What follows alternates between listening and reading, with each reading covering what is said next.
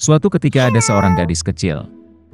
Suatu ketika ayahnya yang kaya menikah dengan ibu tiri yang jahat. Dia menetap di rumah bersama kedua putrinya. Mereka cantik dan berwajah putih, tapi jahat dan kejam di hati. Dan kemudian tibalah saat yang sulit bagi gadis malang itu. Dari pagi hingga larut malam, mereka memaksanya melakukan pekerjaan kotor, mengangkut air, memanaskan kompor, memasak makanan, mencuci piring, dan mencuci pakaian.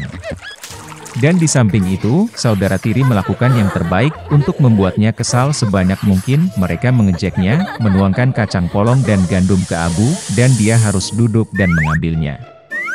Di malam hari, ketika dia lelah bekerja, dia harus pergi tidur bukan di tempat tidur, tetapi di lantai di sebelah kompor. Dan karena dia selalu dalam abu, debu dan kotor, saudara perempuannya memanggilnya Cinderella. Tetapi kemudian pada suatu hari raja memulai pesta, yang seharusnya berlangsung selama 3 hari penuh, dan memanggil semua gadis cantik di negara itu ke pesta itu sehingga putranya dapat memilih pengantin untuk dirinya sendiri. Ketika dua saudara perempuan yang disebutkan itu mengetahui bahwa mereka juga dapat datang ke pesta itu, mereka langsung mulai berdandan dan bersolek. Cinderella juga ingin pergi menari, tetapi ibu tirinya tidak mengizinkannya pergi, karena dia tidak punya baju atau sepatu, dan dia kotor. Dan kemudian ibu tiri yang jahat menuangkan semangkuk gandum ke abu, dan berkata bahwa jika Cinderella mengumpulkannya dalam 2 jam, maka dia bisa pergi dengan saudara perempuannya. Cinderella pergi ke taman dan menangis.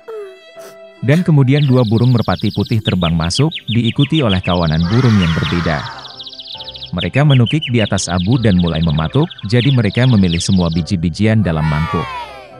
Dalam waktu kurang dari 1 jam, mereka menyelesaikan pekerjaan mereka, dan semua orang terbang kembali. Cinderella membawakan mangkuk untuk ibu tirinya, mulai bersukacita, berpikir bahwa dia bisa pergi ke pesta. Tapi ibu tirinya tidak mengizinkannya masuk. Dia membelakangi Cinderella dan bergegas bersama kedua putrinya ke pesta dansa. Ketika tidak ada yang tersisa di rumah, Cinderella duduk di lantai dan menangis dengan sedih.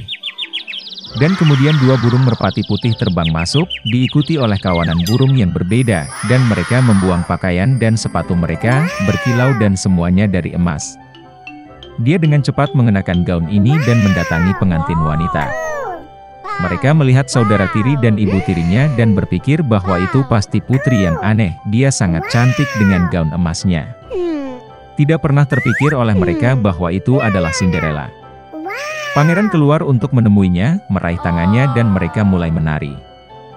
Dan dia sangat menyukai Cinderella sehingga dia tidak ingin berdansa dengan gadis lain. Dia menari sampai malam dan akan kembali ke rumah, tetapi pangeran meminta untuk mengantarnya pergi. Dia ingin tahu gadis cantik siapa ini dan di mana dia tinggal. Tapi Cinderella lari darinya dan naik ke tempat perlindungan merpati. Pangeran memerintahkan untuk menghancurkan tempat perlindungan itu, tetapi tidak ada siapa-siapa di dalamnya. Dan tidak ada tempat di dekat dia bisa menemukan orang asing yang cantik itu. Tidak ada yang menyangka bahwa Cinderella diselamatkan oleh merpati yang membawanya pulang. Pangeran kesal dan pergi ke istana dengan kepala menunduk. Dan tiba-tiba dia melihat sebuah sepatu, mengangkatnya, sangat kecil dan elegan dan semuanya dari emas murni. Pangeran menduga bahwa ketika Cinderella melarikan diri darinya, sepatu dari kaki kirinya tertinggal di salah satu anak tangga. Pangeran sangat senang, dan diperintahkan untuk menemukan nyonya sepatu ini, dan kepada siapa sepatu itu cocok, dia akan menikah dengan yang itu. Orang tua kembali dari pesta, mereka melihat bahwa Cinderella sedang tidur dengan kemeja di atas abu, dan lampu redup menyala di dekat kompor. Kedua saudara perempuan itu pergi ke kamar mereka, berharap besok mereka akan cukup beruntung untuk mengenakan sepatu emas. Keesokan harinya, pangeran datang ke rumah mereka, dan berkata bahwa setiap orang yang ingin mencoba sepatu calon istrinya harus keluar. 2 saudara perempuan keluar, dan ibu tiri mengunci Cinderella di rumah dan tidak membiarkannya keluar. Kakak perempuan mencobanya sepatu kecil. Adik perempuannya mencobanya sepatunya bagus. Pangeran hendak pergi, tetapi Cinderella keluar dari jendela dan berlari ke arahnya. Dan dia memakai sepatu, dan itu pas untuknya.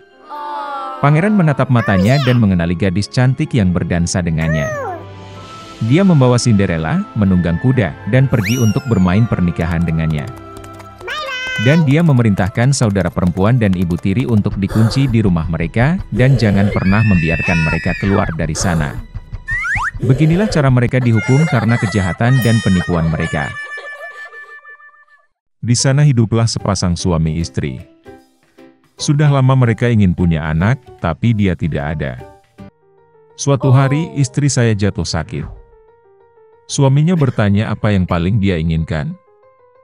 Sang istri menjawab bahwa ada taman yang sangat indah di dekat situ, di mana banyak bunga terindah tumbuh. Ada Rapunzel yang indah di taman. Itu terlihat sangat segar dan sangat hijau sehingga dia sangat ingin mencicipinya. Tapi taman itu dikelilingi pagar tinggi, dan tidak ada yang berani memasukinya, karena taman ini milik seorang penyihir. Dia memiliki kekuatan besar, dan semua orang di dunia takut padanya. Sang suami sangat mencintai istrinya, dan memutuskan untuk membelikannya Rapunzel, berapapun harganya. Maka saat senja dia memanjat pagar batu ke taman penyihir, buru-buru mengambil segenggam Rapunzel hijau dan membawanya untuk istrinya. Dia segera membuat salad sendiri dari itu, dan makan dengan rakus. Dia sangat menyukai salad ini sehingga keesokan harinya dia menginginkan lebih dari sebelumnya. Suaminya berjalan ke taman lagi, tetapi penyihir itu sudah berdiri di depannya. Dia memelototinya dengan marah dan berkata bahwa dia akan membayar banyak untuk mencuri Rapunzel. Dia meminta penyihir itu untuk tidak marah karena dia merobek Rapunzel untuk istrinya yang sedang sakit parah. Dan dia sangat mencintainya. Kemarahan penyihir itu menghilang sedikit, dan dia berkata bahwa jika itu benar, dia akan mengizinkannya untuk mengumpulkan Rapunzel sebanyak yang dia inginkan, tapi dengan satu syarat. Dia harus memberi penyihir itu anak yang akan lahir dari istrinya. Sang suami setuju dengan rasa takut. Ketika sang istri melahirkan seorang anak perempuan, penyihir itu segera muncul, membawa anak itu bersamanya dan menamainya Rapunzel. Rapunzel menjadi gadis tercantik di dunia. Ketika dia berumur 12 tahun, penyihir itu menguncinya di menara. Menara itu berada di dalam hutan, dan tidak memiliki pintu atau tangga. Hanya di bagian paling atas ada jendela kecil. Ketika penyihir itu ingin memanjat menara, dia memanggil Rapunzel untuk menurunkan kepangannya. Dan Rapunzel memiliki rambut panjang yang indah. Dia mendengar suara penyihir, mengendurkan kepangannya, mengikatnya ke pengait jendela, dan rambut rontok, dan penyihir kemudian memanjat, menempel pada mereka. Beberapa tahun berlalu, dan putra raja kebetulan menunggang kuda melewati hutan tempat menara berdiri. Tiba-tiba dia mendengar nyanyian, dan itu sangat menyenangkan sehingga dia berhenti dan mulai mendengarkan. Ini adalah Rapunzel bernyanyi dengan suaranya yang indah.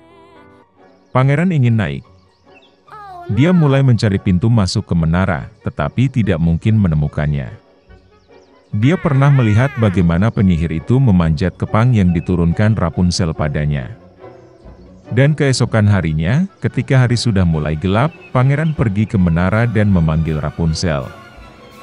Dia mendengar, menarik kepang ke bawah, dan pangeran naik.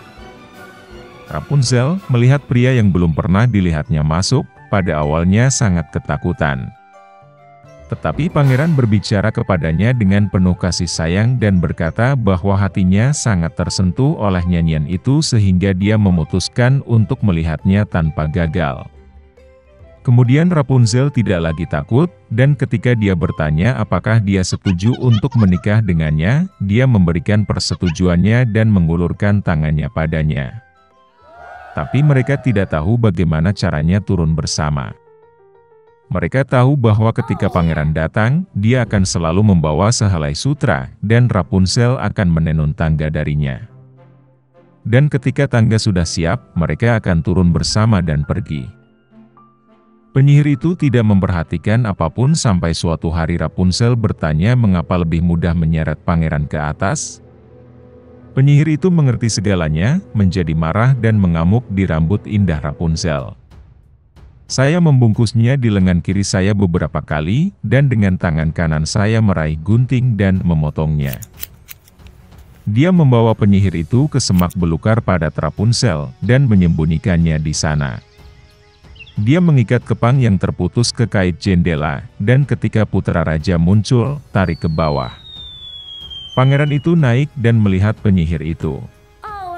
Dia menatapnya dengan tatapan jahat, dan berkata bahwa dia tidak akan pernah melihat Rapunzel.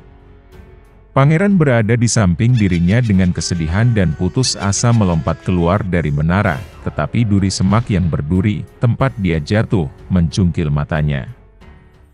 Pangeran buta mengembara selama beberapa tahun dalam kesedihan dan kesedihan di hutan, sepanjang waktu dia berduka dan menangis karena kehilangan kekasihnya. Suatu ketika dia pergi ke semak belukar yang lebat. Tiba-tiba pangeran mendengar seseorang bernyanyi, itu tampak begitu akrab baginya, dan dia pergi menemuinya. Ketika dia mendekat, Rapunzel mengenalinya, menjatuhkan dirinya ke lehernya dan menangis dengan getir kegirangan. Dua air mata menetes di matanya, dan pangeran itu kembali melihat dan mulai melihat seperti sebelumnya.